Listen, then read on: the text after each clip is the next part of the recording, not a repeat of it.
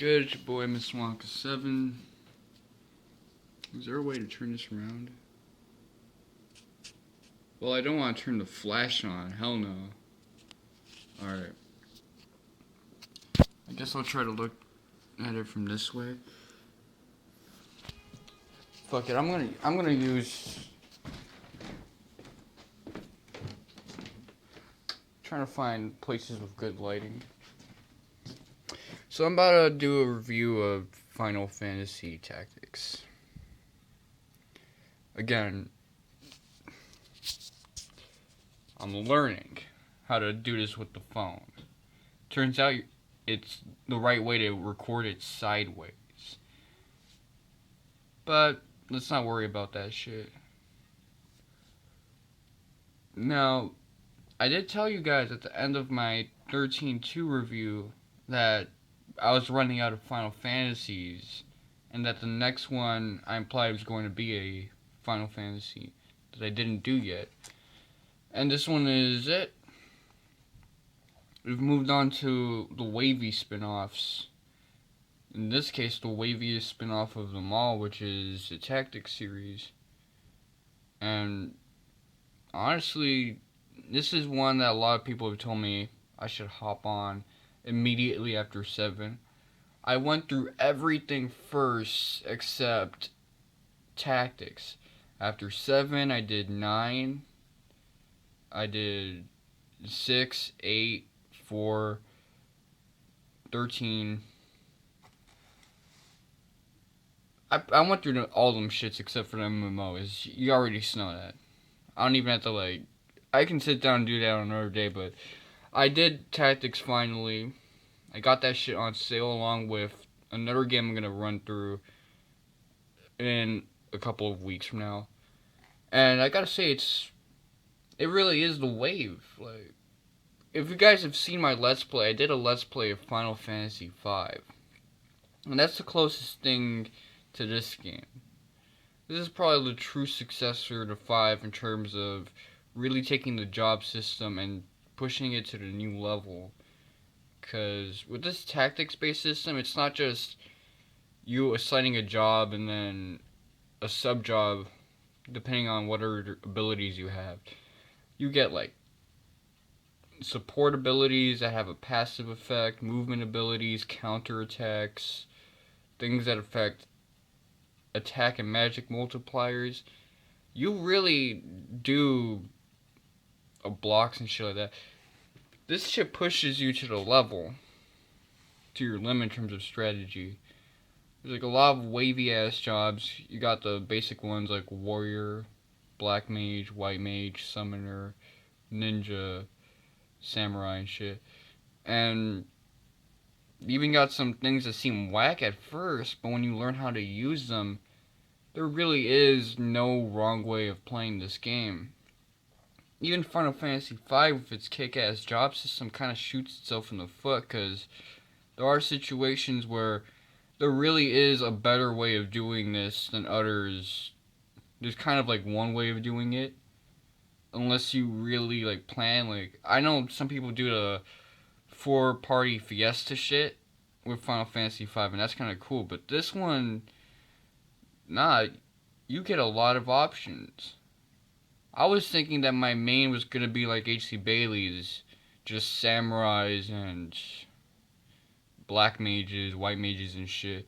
Nah, by the end of it, I was rocking with one ninja, a chemist, squire, Ramza, of course, because he has the best squire towards the end of chapter 4, and 2 summoners. That shit was wavy. I pretty much clapped the living hell out of the end game with that squad. And that's kind of the coolest thing about this game. Battle system just kicks a lot of ass.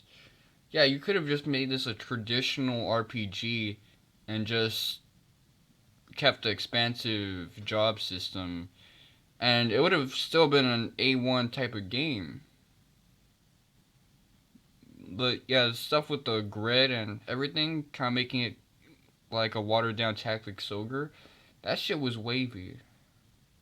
The storyline I really liked as well. I was expecting it to, because I seen it completely through a let's play, but I didn't realize how kick-ass it was until I played it myself and kind of read it on my own pace or my own level of understanding.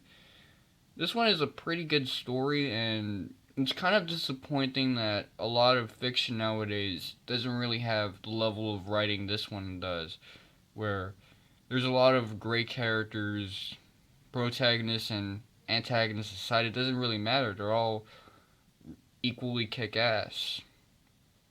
Like, there's no real like Mary Sue type character, perfect in every way. They all got their flaws. They all have a point with their motives, and that's something that's really missing a lot. Especially like I'm looking at like new school anime, like new school storylines. The villains just suck. Whether they have a point to their motives, it's just them kind of being spoiled babies, and the main characters are Mary Sue's. That's not the case with this one. I mean, I like Ramza as the main protagonist. He's kind of this like sheltered androgynous pussy boy who ends up becoming a hero and ends up like becoming a man. Delita, there are a lot of aspects where I look at the things he's done and it kind of pisses me off. Like the villains who are part of the church or the other nobility families or even the commoners who are trying to rise up, they all have their own motive for trying to essentially take power, take control of a really unstable political situation, which is the War of the Lions. And I like all the characters. Even the female ones, I like them too. Like that's actually kind of rare for me. Off the top of my head, the only like stories I can think of where I really like the female characters, Chrono Trigger, Gonna Cross actually, Final Fantasy 10, 5, 7. What else? I like Larxene from Kingdom Hearts. But yeah, I really like the female characters too, especially ones like Melodiel, who Agrias, Avelia the princess, even let's see. There's another one, I think it's Ramza's sister, Alma. Yeah, I like all of them. They're all kick ass. It's wavy. What else? Soundtrack.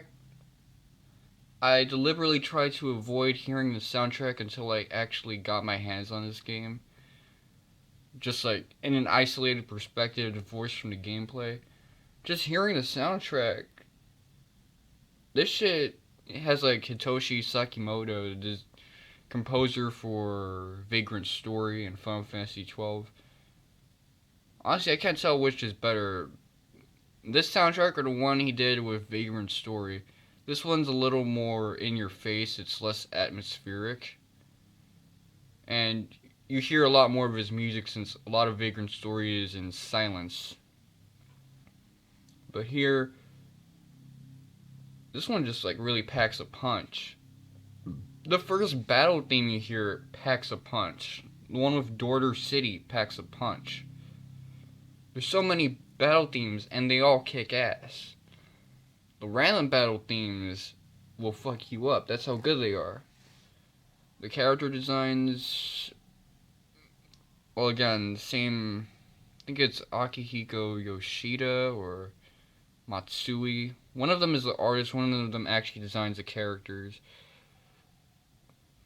Again, a lot of kick-ass stuff. Same team from Vagrant Story and Final Fantasy 12. But here, a lot of sprites are reused. It kind of makes sense since there's a lot of generic units and recolorings. They're not going to have like 500 million designs for a bunch of generic characters. It's not going to be really worth it all that much. But I kind of like the design. I like how it keeps the traditional sort of like dwarfish looking characters with that deformed proportions thing. But honestly, I like the sprites here a little better than some of the stuff in the earlier Final Fantasies.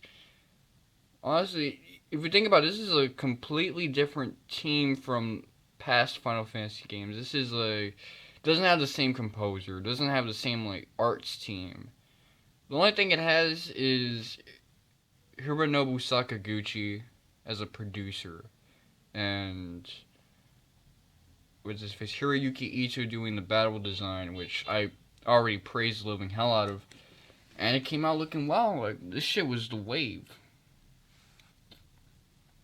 The fuck is up with my shit? This is why you don't just come out taking a bath. My hair's all puffy and shit. No Biggie Smalls.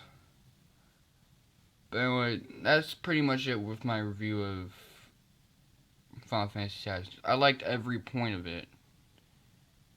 The post game, I did a little bit of it, but I didn't really complete it though. I will tell you that much. Like, I didn't bother going to the super boss because I looked at some of the items you get and the equipment. Pretty much, I went in there just to get a gun.